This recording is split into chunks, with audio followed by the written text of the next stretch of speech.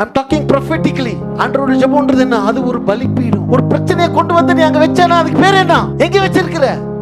பலிபீடத்தின் மேல. ஒண்ணு தெரியுங்களா? பலிபீடத்தின் மேல ஒண்ணு வச்சிட்டு திரும்ப அதை என்ன பண்ணக்கூடாது? நம்ம எடுக்க கூடாது. ஒரு முறை அண்ணாள் என்ன பண்ணா? எங்க வந்தா? தேவனுடைய சபைக்கு வந்தா. மனசெல்லாம் பாரமா இருந்துச்சு. காயங்கள், அவமானங்கள், நிந்தனைகள். அண்ணாவோட வாழ்க்கை ஃபுல்லா பயங்கரமான வேதனை. பைபிள்ல போட்டுக்க அவளோட இல்லை உள்ளத்துல இருக்கிறதெல்லாம் என்ன பண்ணாவ? ஊற்றினா. ஆனா அதுக்கப்புறம் ஒன்று செஞ்ச பாரு, எனக்கு ரொம்ப பிடிக்கும்.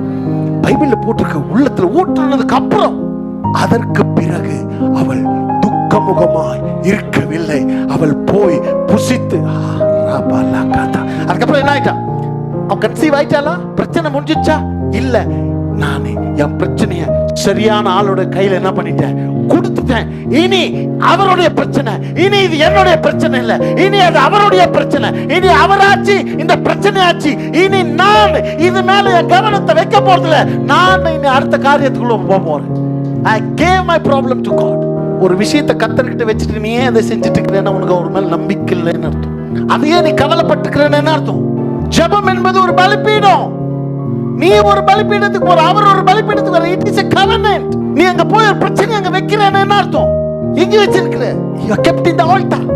ஒரு சில நேரத்துல உன்னுடைய ஈசாக்கு நீ அந்த பலிபீடத்துல வைக்க கற்றுக்கொள். வலிக்கும், but keep it away. ஏன் ஈசாக்கு வச்சான் சொல்லுங்க பார்க்கலாம். ஆபிரகாம் ஈசாக்கு என்ன தைரியத்தில் வச்சான்? ஏன்னா கொடுத்தது அவர் தான். அவர் நல்லா தெரியும் கொடுத்தது. இன்னைக்கு நம்மளோட ப்ராப்ளம் என்ன தெரியுமா? கர்த்தர் ஒரு விஷயத்தை நம்ம கையில கொடுத்ததுக்கு அப்புறம் அதை நம்மளோட இது நினைக்கிறோம் பாரு. இங்கதான் நீ பிரச்சனை ஆகிற. When God gives you something, you think it is yours. You have forgotten that it is given by God. ஏன் தெரியுமா ஆண்டவரை விட வேலையை அதிகமா பிடிச்சிட்டு இருக்கிற? ஏன்? இது அவர் கொடுக்கத்தாருன்றதை மறந்துட்டு. யார் கொடுத்தாருன்னு? இன்னைக்கு வேலையா இருக்கட்டும், நீங்க பிசினஸ் பண்றீங்க நிறைய பேர், உங்களுக்கு எல்லாம் நான் மார்னிங்கா சொல்றேன், எதுவா இருந்தாலும் சரி என்ன பண்ணிட்ட தெரியுமா? இது என்னோடது நினைக்கிறேன். கொடுத்தவரை மறந்துட்டு. அதனாலதான் உன்னால கொடுத்தவருக்கான முக்கியத்துவத்தையும் கனத்தையும் அந்த பொசிஷனையும் உன்னால கொடுக்க முடியல. அவருக்கு ஏன் தெரியுமா? Your thought. நீ என்ன தெரியுமா நினைக்கிற? ஈசாக்கு ஏன் தெரியுமா தைரியமா கேட்டவனை கொண்டு போய் கொடுத்தான்? என்ன தெரியுமா? அதான்டா கொடுத்தாரு. ஈசாக்கு என் கையில வந்தது அற்புதம்டா. 90 வயசுல எப்படிடா குழந்தை பிறக்கும்? 90 வயசுல ஈசாக்க கையில கொடுத்தவர் இன்னைக்கு கேட்கிறாரு, நான் கொடுத்துருவேன். ஒன்னா ஈசாக்க கொடுத்து நான் நம்ப தகுந்த ஆளுன்னு என்னுடைய நன்றி உணர்வை வெளிப்படுத்தணும். இப்ப நான் ஈசாக்க கொடுக்கல அப்படின்னா, ஈசாக்க கொடுக்கலன்னா ஈசாக்கு அதுக்கப்புறம் செத்து போயிருப்பானா? இல்ல. ஈசாக்க மட்டும் நல்லா கவனிங்க. நான் என்ன சொல்றேன், நீங்க அந்த போர்ஷன் எடுத்து படிச்சு பாருங்க. ஈசாக்க ஆபிரகாம் கொடுக்காமல் இருந்திருந்தா நிச்சயமாக ஈசாக்கு ஆண்டவர் ஒன்றும் பண்ணியிருக்க மாட்டாரு. ஆனா ஆபிரகாம் ஈசாக்குக்கு அப்பாவா இருந்திருப்பான். ஈசாக்குக்கு அப்பாவா மட்டும் இருந்திருப்பான். ஆனா அவன் ஈசாக்கை எடுத்து பலிபீடத்துல வச்சதுனால பைபிள்ல அவனுக்கு ஒரு பேர் இருக்கு. அவன் ஜாதிகளின் தகப்பன். எப்ப தெரியுமா? இதை படிச்சு பாருங்க. ஈசாக்க வச்சதுக்கு அப்புறம் தான் அவனுக்கு பேரு கொடுக்குறாரு. என்னன்னு? நீ ஜாதிகளுக்கு தகப்பனா இருக்க போறாடு. நீ ஈசாக்கு மட்டும் இல்லடா, நான் ஈசாக்க நீ கொண்டு வந்து வச்சதுனால, ஈசாக்க கொண்டு வந்து எனக்காக நீ கொடுத்ததுனால உன்னை ஈசாக்கோட அப்பா இல்லடா, நீ ஜாதிகளுக்கு அப்பா. பின் வருகிற சந்ததிகள், இனி வருகிற எல்லாரும் சொல்லுவாங்க ஆபிரகாம் என்னுடைய தகப்பன். இயேசு கிறிஸ்து என்ன சொல்றாரு? இயேசு கிறிஸ்து ஆபிரகாம் தன் தகப்பன் சொன்னார். மாம்சத்துல இருந்து இயேசு சொல்றாரு. சொல்றது எவ்வளவு பேருக்கு புரிஞ்சுச்சு? சொல்றது புரியுதுங்களா? நான் அந்த ஜெனரேஷன்ல இருந்து வந்தேன்னு சொல்றாரு.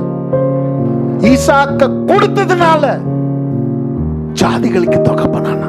ஈசாக்க கொடுக்காம போயிருந்தா ஈசாக்கு மட்டும் தகப்பனா வாழ்ந்து செத்திருப்பான்.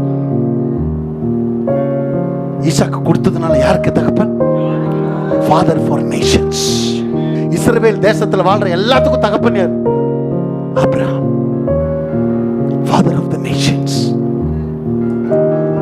ஜாதிகளின் தகப்பன். உன்னை நான் ஜாதிகளுக்கு தகப்பனாக்குவேன் ஆண்டவர் ப்ராமிஸ் பண்ணார். எப்ப தெரியுமா? ஈசாக்கு வச்சதுக்கு அப்புறம். அதுக்கு முன்னாடி என்ன ப்ராமிஸ்? நான் உன்னை தகப்பனாக்குவேன்னு சொன்னேன். அதுக்கு முன்னாடி என்ன ப்ராமிஸ் பண்ணாரு? டேய் நீ பயப்படாதடா, உன்னை நான் தகப்பனாக்குறேன். ஆக்குனாரா? ஆக்குனாரு. ஆக்கிட்டு ஈசாக்க கொடுறா அப்படின்னாரு. ஈசாக்கு போய் கொடுத்ததுக்கு அப்புறம் சொன்னாரு, டேய் நான் ஜாதிகளுக்கு தகப்பனாக்க மாட்டேன். இனிமே நீ ஈசாக்கு மட்டும் இல்லடா, ஜாதிகளுக்கு நீ தகப்பனா இருக்க போற. I will make you a father for. நான் சொல்றது எவ்வளவு பேருக்கு புரிஞ்சா? எந்த தைரியத்துல ஈசாக்க வச்சான்? Because ஈசாக்கு எனக்கு கொடுத்தது யாரு? சத்தமா சொல்லுங்க, ஆண்டவர் கொடுத்தார். Can you keep your children on the altar and tell this is yours? பிள்ளைகள் ஏன் தெரியுமா உங்க பிள்ளைகளோட வாழ்க்கையெல்லாம் அநேக நேரத்தில் உங்களுக்கு பயம் வர மாதிரி நடக்குது? ஏன் தெரியுமா? நீங்க உங்க பிள்ளைகளை பலிபீடத்துல என்ன பண்ணல? வைக்கல. பிள்ளைகளை பலிபீடத்துல வச்சிருந்தானா உங்க பிள்ளைகளை பத்தி பயமே உனக்கு இருக்காது. பிள்ளைகளை பத்தி எப்பவுமே நீ பயந்துட்டே இருக்கிறான்னு என்ன தெரியுமா அர்த்தம்? பிள்ளைகளை நீ எங்க வைக்கல?